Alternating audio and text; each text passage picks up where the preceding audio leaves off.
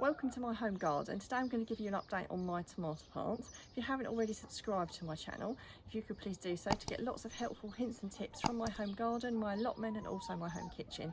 Now we've had lots and lots of rain in Kent and the chance of tomato blight is really high. Now there are some things you can do to protect your tomatoes.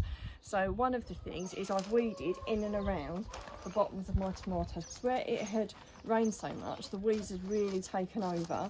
And also my rocket had spread right over as well. So with tomato blight, you want to get lots of air around the bottom of the plants. I've also removed some of the bottom leaves, as you can see.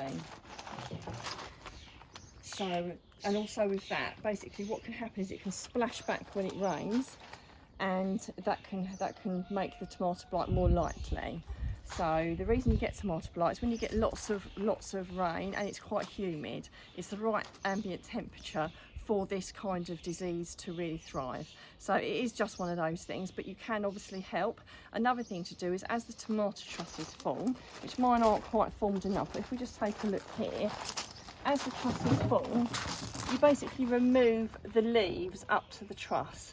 So that one concentrates the tomato to grow, and two also makes it less likely you get tomato blight. The other thing is always plant your tomatoes in a nice hot sunny spot, which is what I've done here.